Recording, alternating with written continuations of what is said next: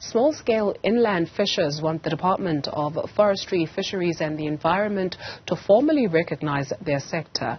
Masifundise, a small-scale fishing community lobby group, says there's evidence that the sector is improving livelihoods. The lobby group recently released a report focusing on 3 large dams, the Gariep in the Free State, Jozini in KwaZulu-Natal and Vanderkloof in the Western Cape. Yvette Fleur is a research officer at Masifundise Development Trust, and she joins us now to take a look at the report titled Casting Nets of Change, Exploring the Recognition of Fishing as Work in South Africa's Inland Fisheries. Thank you very much, Yvette, for your time this afternoon. Perhaps let's start with how the research was conducted. Yes, so this research is part of what we call participatory action research. It's research that we do in collaboration with the communities that we work with, like you said, in the Gariep area, in the Vanderkloof area and Jozini area has been our sort of demonstration sites that we've worked with as part of this participatory action research over the last 4 years. But our relationship with these communities goes back even longer. It started working with them in 2015, even though Masifundise itself is an organization that has been working in the small-scale sector for more than 20 years. And so mostly in the coastal areas, but then since 2015 also working with inland water bodies for people who fish at inland water bodies. Right. And so, sorry? Please finish your thought. No, okay. So it was part of this participatory action research, and so we will be doing community focus groups.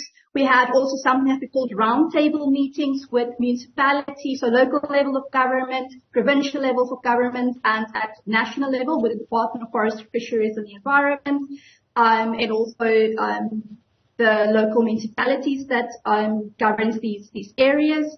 And so, yes, we did the roundtables, we did the community focus groups. We also were part of numerous meetings, community meetings, workshops that we did. So it is an ongoing, very tight-knit relationships that we have with the communities that we work with for many years now. Right. In your report, you mention that you take a look at the role that wild capture fisheries play in fulfilling the everyday livelihoods needs of rural and inland people. And then you say it is in that context that you seek to advance a perspective that in the face of high levels of rural poverty and unemployment, inland small-scale fishing is a needed form of work that contributes to fulfilling local livelihood needs. So in order to gain recognition, help us understand the ecosystem of this industry. So the thing with inland fishing, which is in some ways the same as the coastal fishing, but what about inland fishing is that, so in a way it's the same as coastal fishing in that it historically under colonialism and apartheid was a very neglected space for black communities and communities of color being excluded from access to the dams for livelihood purposes. And so recognizing the potential that inland water bodies could play and did play for sustenance and livelihoods of local people living in the vicinity of these dams was largely overlooked. And that sort of neglect and marginalization continued into the post-apartheid dispensation, where before and in the years that ensued, emphasis have been more on conservation and excluding people who fish for livelihood from being able to do so, and recognizing that the potential of the dams to fulfill that space. And it's only in recent years, since 2017 around, that there has been this process of developing policy, which we know have been adopted by Cabinet in August 2021 and then gazetted in February of 2022. So now the government is in the process of implementing this policy that's been adopted. but it's in the implementation process at the moment, and so the process is still unfolding. So there is that recognition is sort of emerging, but it's a very slow process. But yes.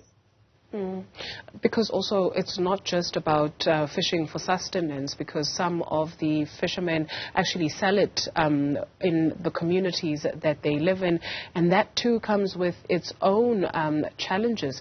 Tell us about what some of these fishermen are faced with.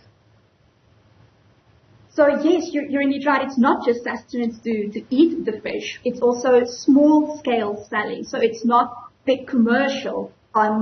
So it's important to also understand that it's about livelihoods. It's about providing for their families, being a livelihood, making a livelihood from it. But what happens is, because the sector is so unknown and marginalized, other stakeholders, other resource users and people who are involved with the management of the dam for the longest time did not really understand the sector. It sort of and how fishers operated was sort of in this legislative vacuum and with little understanding of what they're doing, why they're doing it, and what role it plays. So what this leads to is the criminalization of their livelihood activities. And so fishers very often face harassment. That's why we see as in the report that fishers, for example, in Jozini, needs to fish at night in order to protect themselves from being harassed and being criminalized for practicing their livelihood activity. And a lot of this happens because in order for them to access these sites, one is that many times need to traverse private land, or the places are fenced off and they can't get in. We also see a clash with, for example, when you have nature reserves and where the places need to access are within nature reserve, and they, for example, need to pay entrance fee to get in, and considering that they're exactly doing fishing because they are not able to afford, they basically can't afford the entrance fees that they need to pay.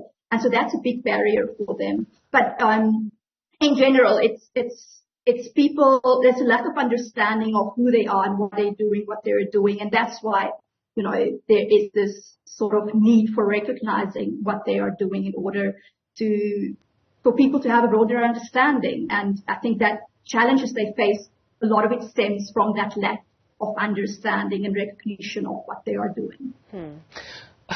Because also the report highlights you've spoken to a number of people. It's not just about the fishermen, but there are women who are also part of the value chain who wait for these fishermen to bring the fish, and then they supply the fish to other people. Then what is the call to action? So you're right there. It's not just fishermen, and I think that's why we often speak of fishers, because indeed both men and women are fishing. And we see in the report, it would explain that perhaps in Jozini at the moment, it is more often men than women that will fish. But in areas like at the Gariep dam and the Vanderkloof dam, women are also fishing. So it's an occupation, or it's something, work, as we call it in the report, and as we would like it to be recognized. It's both men and women who fish. But yes, especially in places like Jozini, but everywhere else, it is a common thing in fisheries that women are a lot more involved in the post-harvest activities when it pertains to small-scale fisheries. So, cleaning the fish, selling the fish, and those kinds of things. So that's why the development of the value chain is also so important, because it in that way it's more inclusive of the contribution that women makes to the sector. You're also calling in terms of your recommendations for support to inland small-scale farmers in the form of? So we're asking our recommendations, firstly, yes, for broader recognition of what they are doing and recognizing it specifically as a form of work, that they're not doing this for pleasure, or this is what they do to sustain their livelihoods. And as the report points out, many of them see it this way, that because it contributes to their livelihoods, it puts food on the table, it takes care of their household necessities. It is what they do as a job, albeit with these various challenges that they face.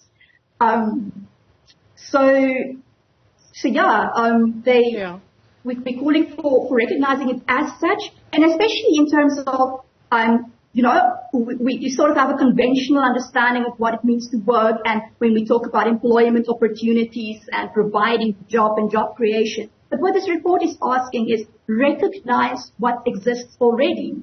It calls for that bottom-up process of development, listening to what are the people saying, what do the people want, and what are they already doing in order to improve their lives. So it's asking to support that which fishers are already doing.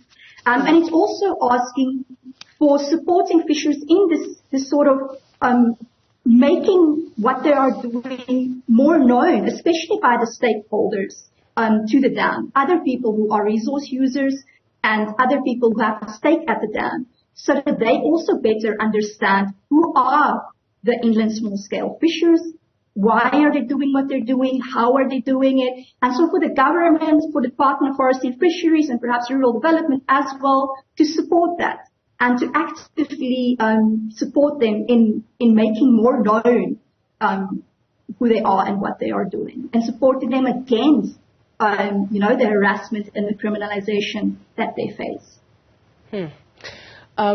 So just before we went on air, that the executive producer of the show, Kagiso Molefe, was asking a question. I wonder how big this is, and from what you have detailed, because the report is also looking into 3 provinces, it may not be commercially big, but it's equally big based on what you have relayed so far. You're taking a look at communities. Now you're criminalizing people who want to make an honest living, and so what is the unintended consequence where people have to creep into certain spaces because if they go in onto that land, it's private land or it's game reserves, and they're not able to sustain themselves? In isiZulu we say indlala ibanga ulaga, which means hunger causes anger. Well, it doesn't mean that, but like loosely translated for lack of a better English expression. But when you criminalize people who want to make a decent and honest living, what is the unintended consequence? And that's the thing. By not providing them this access and doing so, one, it's a human rights infringement, a violation of the rights that they are afforded as human beings and citizens of South Africa, protections that are in the Constitution against, bodily harm and protection of their body and not to be harassed and physically but also indirectly it also affects other human rights. And we explicitly phrased it as human rights, infringements of their human rights, their right to food, their right to healthy and nutritious food. Because in many of these areas, it is areas with high unemployment rate. Big poverty exists in these areas. Some of these areas are known for its high levels of malnutrition rates amongst children. And so in the face of not being able to define, what we conventionally see as employment, this recognize these alternative ways and recognize their right to work and their right to work as a human right, the human right to be able to provide for yourself and your family. And so by not giving them this access and to do so safely and supporting them and developing the sector so that it can provide them a dignified life and livelihood for themselves and their families, is depriving them of these fundamental human rights, your right to food, your right to dignity, your right to bodily protection. All these human rights and constitutional rights that they should be having and should be protected. And, as the current challenges they face, these rights are being violated essentially. So by not giving them the recognition, it is to allow these infringements to continue. And an important point to also make is that it's not just for them and their households, but it's also for food security at the community level and providing food and nutritious and healthy sources of protein to communities. Because they don't just eat, like we said, they don't just eat it in the house, but they also sell it to other people within the community and providing that access for other people to affordable protein. As we also know, the cost of living, as fishers have pointed out, cost of living is rising and people can't afford the things that they need to afford. And fishing plays a fundamental role in being able to fill those kinds of gaps. Yvette Fleur, thank you very much for your contribution this afternoon. She's a research officer at Masifundise Development Trust.